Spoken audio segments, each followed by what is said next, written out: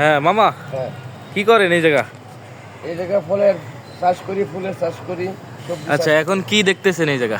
এই জায়গায় দেখতেছি এই যে আমাদের হাইব্রিড সিম, হ্যাঁ। নলডুগা সিম, নলডুগা এই যে সিম। এই যে দেখেন, এই যে সিম হয়ে গেছে অলরেডি, 12 মাস সিম দিবে। এটা কাটা লাগবে না, একবার যদি আপনি লাগান, আপনি এটা যদি ইচ্ছা করেন আপনি 10 বছর পর্যন্ত পালতে পারেন, যদি ইচ্ছা করেন। আপনি কাটলে তো এখনই কাটে নেন যায়।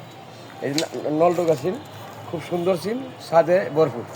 আচ্ছা মামা, এটার ফলন বৃদ্ধি করতে কি কি করা লাগবে? এইটার ফলন বৃদ্ধি করলে আপনি দেখতেছেন এই যে জৈব সার ব্যবহার করতেছি, এই যে জৈব সার, এই সার দিচ্ছি, আর সামান্য পরিমাণ গোবর ঘাস দিই, আর এই যে এইটা দিয়ে পচাইয়া পরে এই যে মাটি চালি, এই যে দেখেন মাটি, এই যে মাটি, এই যে মিক্সড মাটি বানায় এইগুলির মধ্যে এইগুলি চারা দিলে গাছ লাগাই।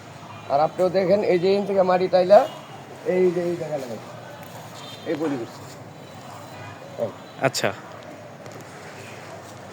এবারে এর মধ্যে চারা যাবে নাকি বীজ যাবে? বীজ যাবে। এই যে বীজ ফালছি, চারা হয়ে গেছে অলরেডি, প্যাকেটের মধ্যেই আপনার এই ফল চলে আসছে। এরকম একটা চারা উৎপাদন করতে গেলে কতদিন সময় লাগে মামা? এই চারাটা আমার মানে লাগানোর থেকে এই পর্যন্ত আজকে তার বয়স হলো 21 দিন।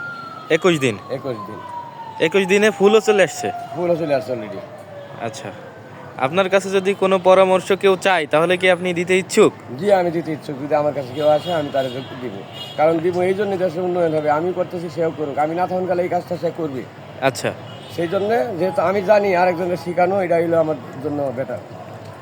আচ্ছা, ঠিক আছে মামা।